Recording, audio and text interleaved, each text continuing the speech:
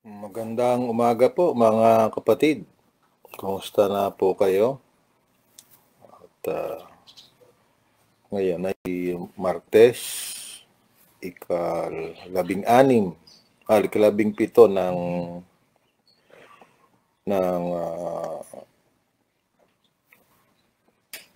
Setyembre, ikadalawamput-siyam na araw ng ating pagbubulay-bulay.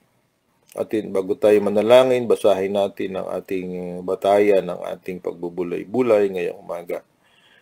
So, ulitin ko, Proverbs 31:10-20, sa magandang balita, Biblia, ito ang sinasabi: mahirap makakita ng mabuting asawa, higit sa mamahaling alahas ang kanyang halaga. Lubos ang tiwala ng kanyang asawa at saganang pakinabang ang makakamit niya. Pinaglilingkuran niya ang asawa habang siya'y nabubuhay, pawang kabutihan ang ginagawa at di kasamaan. Wala siyang tigil sa paggawa, hindi na halos nagpapahinga, humahabi ng kanyang telang lino at lana. Tulad ng isang barkong puno ng kalakal, siya ay nag-uuwi ng pagkain mula sa malayong lugar. Bago pa sumikat ang araw, ay inihahanda na ang pagkain ng buo niyang kasangbahayan, pati na ang gawain ng mga katulong sa bahay. Mataman niyang tinitingnan ang bukid bago siya magbayad. Ang kanyang naiimpok ay pinagpapatanim ng ubas. Gayon may naiingatan ang kamay at katawan upang matupad ang lahat ng kanyang tungkuhin sa araw-araw. Sa kanya'y mahalaga ang bawat ginagawa, hanggang hating gabi nakikitang nagtitiyaga. Siya ay gumagawa ng mga sinulid at humahabi ng sariling damit. Matulungin siya sa mahirap at sa nangangailangan, bukas ang palad.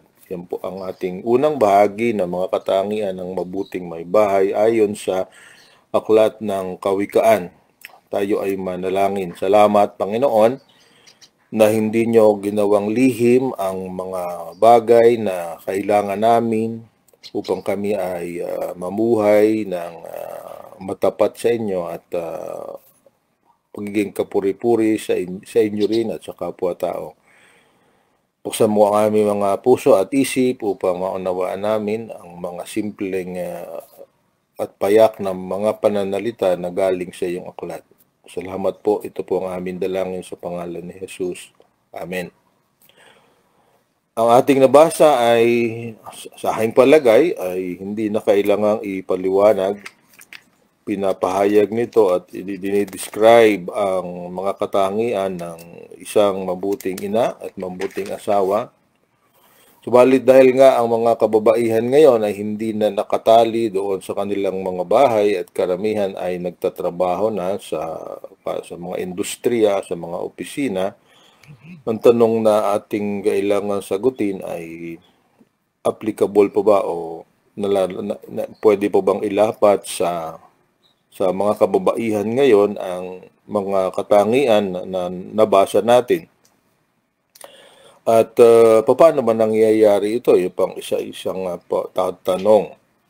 So, dahil ang isa sa mga problema ng sa modernong panahon ay kumisan abala nga sa hanap buhay dahil kailangang magtrabaho ang mag-asawa, ang lalaki at ang babae. Kaya nagagawa pa ba rin o pwede po ba tating ilapat sa kasalukuyang panahon ang mga nabasa natin? At masasabihin natin noong unang panahon yan ang mga katangian ng mabuting may bahay, pero dahil nga nagbago na ang society at ang pamamaraan at kultura, ano na ang nararapat? Sa aking palagay, ang katotohanan ng aklat ng banal na kasulatan ay hindi nagbabago kasi siya mismo ang nagpapatotoo na ito ay dumating man ang maraming panahon, sabi ay ang alinmang tuldok o kudlit sa salita ng Diyos ay hindi nagbabago. Ang paraan lamang ng pag-apply o paggamit ng mga salita ang nagbabago. Subalit, tatandaan natin na dahil nga ang ugali ng tao ay kalimitan ay produkto ng kanilang environment o ng kultura o kapaligiran, makita natin yung mga patakaran o mga prinsipyo ay naroroon pa rin. At kahit na sabihin natin hindi to the letter ang mga magagawa dito sa mga nabanggit, sabi niya ay dito sa ating binasa, yung mga highlights dito ay nananatiling totoo. Ang una, ng mabuting may bahay ay sabi ay pinagtitiwalaan ng kanyang asawa sa maraming paraan, sa katapatan. Maaring dito sa bandang gitna ng ating binasa ay nabanggit din tungkol sa paghawak ng pananalapi. Sabi sa verse 16, mataman niyang binutingnan ang bukid bago siya magbayad, ang kanyang naiimpok ay pinagtatanim ng ubas. Ibig sabihin, ang pagtitiwala ay mutual at ibig sabihin pareho nagtitiwala ang isa't isa at kung sino man ang humahawak ng sabi natin kaba ng yaman ng pamilya, ito ay alam ng dalawa. Subalit ang tanong, paano ito nangyayari? At ang banal na kasulatan mismo ang nagtuturo kasi meron ngang mga may bahay na minsan ay o kahit na kasino, bahay man o lalaki, napakahusay sa binating gawain sa iglesia. Lahat ng araw ng linggo nagsisimba. Tapos lahat ng gawain ng iglesia o ng simbahan ay naroroon siya. Subalit pag tinanong mo ang kanilang mga anak o kanilang mga asawa, malaki ang nakikita hinahanap sa kanila dahil doon sila naman nagkukulang. Naalala ko roon, tuloy yung isang sinabi ng isang manunulat na walang pwedeng pumalit na tagumpay sa ibang larangan. So ito may sa negosyo, sa trabaho o kahit na nga sa simbahan kaysa sa kapag ka ang isang babae o isang lalaki ay failure o bigo sa kanyang tahanan. Kaya nga ang ministeryo ng bawat isa, kahit babae, kahit lalaki, ay nagsisimula sa tahanan. Dahil ang tahanan talaga ang unang institusyon na ginawa ng Diyos. Kaya ngayon, paano talaga maitutulungan ng iglesia o ng simbahan ang mga babae, kahit sino, although ang focus natin mga kababaihan ay paano sila matutulungan para maging sabi nating huwaran sa kanilang mga tahanan. Ang sabi ni Apostol Pablo kay Tito sa kabanatang 2, talataang 3 hanggang sa mga sumusunod, sabi dito, babasahin ko po sa inyo, sabi niya ay, sabihin mo sa mga nakatatandang babae na sila'y mamuhay ng may kabanalan, huwag maninirang puri, at huwag malulong sa alak, kundi magturo ng mabuti upang maakay nila ang mga kabataang babae na mahalin ang kanilang mga asawa at mga anak.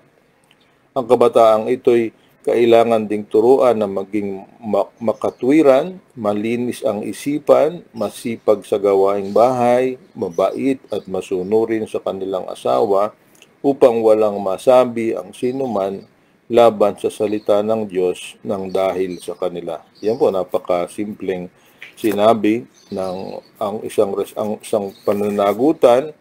Sabi na ng mga nakakatandang babae, tinatawag ito kung sa ibang iglesia ng mga diakonesa, ay ang sanayin ang mga kabataang babae para maging mabuting may bahay, mabuting asawa, mabuting magulang ng kanilang mga anak.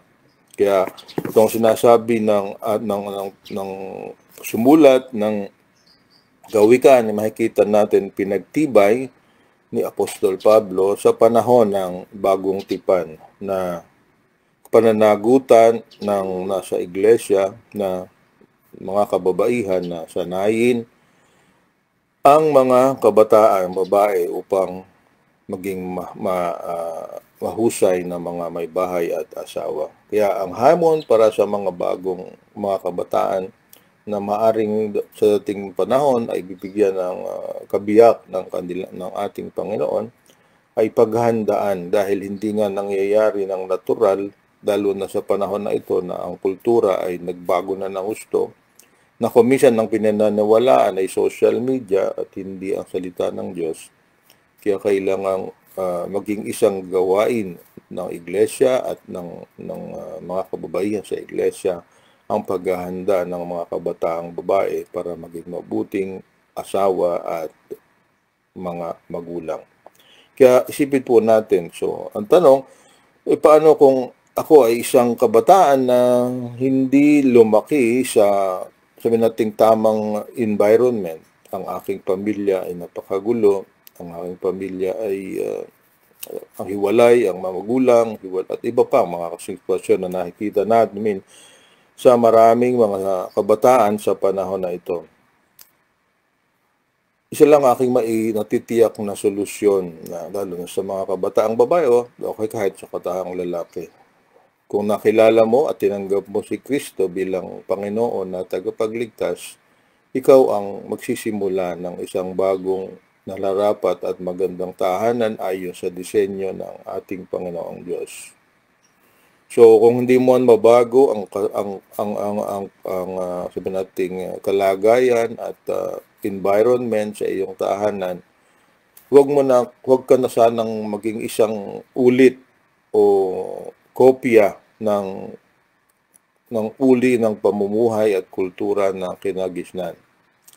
Nang tanggapin natin si Kristo bilang Panginoon at tagapagligtas, kung totoong binago ka niya, ikaw ang panimula ng isang tahanan na dinisenyo at ginawa ng banal na kasulatan na makita natin na sa matandang tipan at sa bagong tipan, ang tahanan ay isang, sabi nga, ang tahanan ang isang pinakamahalagang institusyon sa naunirika ng Diyos. Pinag-aaralan nga natin sa ating relational discipleship ay yung spheres, di ba? At ang sphere na pangalawa na pinakamahalaga ay ang pamilya, yung saan yung nangyayari. Kahit na anong kaganda ang iyong ginagawa sa iyong ministeryo, sa iyong ministry sa church, kapag ikaw ay hindi mabuting halimbawa sa iyong mga magulang o kaya bilang isang nanay, ito ay nababawasan ng kagandahan. At higit sa lahat, sabi dito ni Apostol Pablo, upang walang masabing masama laban sa iglesia. Kaya ang iglesia ay dinisenyo ng Diyos na kapartner ng mga magulang sa pagsusanay at nating pagtulong sa pagpapaganda ng buhay ng mga inililigtas ng Panginoon. Kaya maging balanse nawa ang ating tingin at balanse ang ating pagtrato. Anong natutunan natin na itinuro sa bahay-sambahan o ng ating mga leaders ay gawin natin at iparana sa ating mga anak, ating may asawa, ang kagandahan at kabutihan ng pag-ibig ng Diyos. Yan po lang ang aking gustong ibahagi ngayong umaga.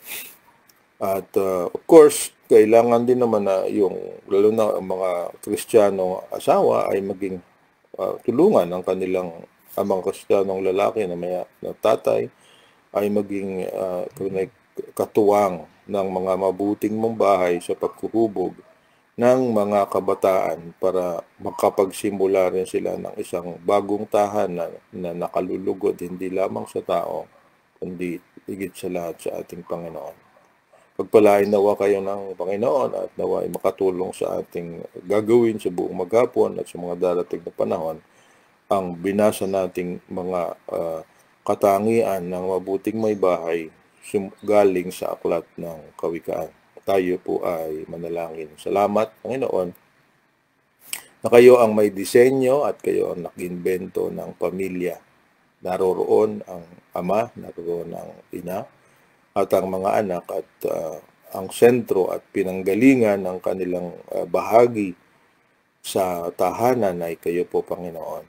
Salamat na kahit ang bawat isa sa kanila ay may kahinaan, makasalanan, may kakapusan, minsan sa pangunawa, may iba-ibang temperament at personalidad dahil sa salita mo, Panginoon. Kung kami lahat ay matututong gamitin na batayan ng aming pag-iisip at ng aming pamumuhay ang iyong salita, naroroon at magiging maganda ang takbo ng tahanan. Pagpalain niyo po ang lahat ng mga nakasama namin ngayon, naway maging mabubuting may bahay, mabubuting tatay, mabubuting mga anak ang lahat sa kanila. At kahit na ang kanilang mapapait na karanasan tungkol sa kanilang mga magulang, sa kanilang mga nanay, huwag maging dahilan para maging katulad nila ang pubuhay ninyong tahanan kung sakaling pagkalooban mo sila ng kapartner sa buhay. Aking dalangin, Panginoon, na kung ano man ang mga gusot at iba pang mga problema sa mga tahanan ngayon, na kayo po ang nakakaalam, naway matutunan nilang tumakbo sa inyo at kayo ang sundin kung sila ay nasa gitna ng problema, Panginoon. Salamat po ng marami sa inyong gagawin sa bawat isa sa amin. Ito po ang aming dalangin sa pangalan ni Jesus. Amen. So marami po salamat.